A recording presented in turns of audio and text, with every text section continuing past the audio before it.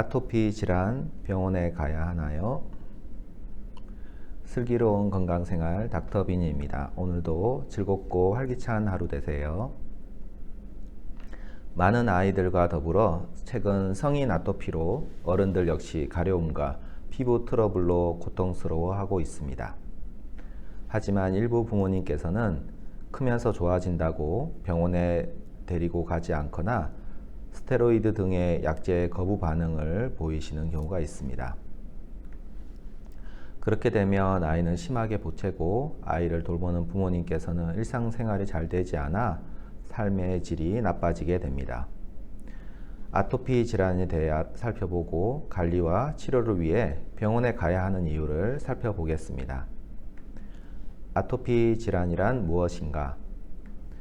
아토피는 알레르기 질환의 하나로 알레르기 반응은 외부 물질에 대한 면역 체계의 과민 반응으로 생각하시면 됩니다. 만성적이고 재발하는 가려움증과 특징적인 습진성 피부염을 보고 진단하게 됩니다. 가족력이 있는 경우가 많습니다. 연령에 따라 순차적으로 아토피 피부염, 천식, 비염으로 질환이 이어져서 알레르기 행진이라고 부릅니다. 그래서 아토피 피부염을 잘 치료하고 관리하면 이후 천식과 비염으로 진행하는 것을 어느 정도 조절할 수 있습니다. 아토피 피부염 관리 수칙. 대한소아알레르기 및 호흡기 학회에서 제정한 관리 수칙입니다. 피부가 늘 깨끗하고 촉촉하게 유지하자. 적절한 온도와 습도가 유지되는 환경을 만들자. 면 소재 옷을 입고 손톱을 짧게 깎자. 진단 검사를 통해 원인 물질을 알고 피하자. 가급적 모유 수유를 하고 애완동물을 기르지 말자. 심한 스트레스와 급격한 온도 변화는 악화 요인이다. 이상이 기본이 되는 대원칙이므로 가능하면 이대로 따라해 주시면 좋겠습니다.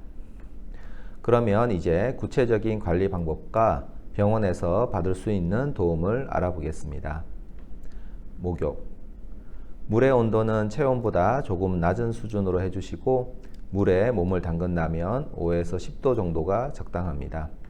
때밀이 수건을 사용하면 피부 장벽에 균열을 가져올 수 있기 때문에 가벼운 손터치가 좋습니다. 비누는 대부분 알칼리이기 때문에 아토피 피부염에는 좋지 않으므로 중성이나 산성 비누를 사용하시면 좋습니다. 보습제. 목욕이나 샤워 후 뽀송뽀송하게 물기를 제거하고 3분 이내에 보습제를 전신에 발라줍니다. 겨울에는 크림 타입, 여름에는 로션 타입이 좋습니다. 일반 보습제보다 병원에서 처방되는 조금 비싼 보습제는 보험 처리가 되어 오히려 경제적일 수 있습니다. 음식, 식품. 성인은 피부 반응 검사를 하지만 아이들은 혈액 검사를 통해 알레르기 원인을 알 수 있습니다. 하지만 무분별한 음식 제한은 아이의 성장을 저해할 수 있으므로 정확한 진단을 통해 조절하시는 것이 좋겠습니다. 필수 지방산은 아토피 피부염에 좋으며 등푸른 생선에 많습니다. 바이타민 D도 부족하지 않게 챙겨주면 좋겠습니다. 달맞이꽃 종자유는 개별적으로 구입이 가능하나 병원에서 약으로 처방받는 것이 조금 더 효과적일 수 있습니다. 병원에서 치료. 일반적인 관리로 충분하지 않으면 연고, 경구약을 처방받아 치료하는 것이 아이에게 도움이 됩니다. 처음에는 스테로이드 연고, 항히스타민제, 더 심한 경우 단기간 경구 스테로이드제도 복용하나 대부분 반응이 좋기 때문에 오래 쓰지 않습니다. 스테로이드 연고도 여러 단계가 있기 때문에 얼굴에 바르는 것과 손에 바르는 것을 구분해야 합니다. 아토피 피부염은 적극적인 치료로 증상의 대부분을 억제하고 이후 지속적인 관리가 필요합니다. 알레르기 원인 음식을 알고 초기 빠른 치료를 위해 병원을 방문하여 진찰과 검사, 치료를 받는 것이 필요합니다.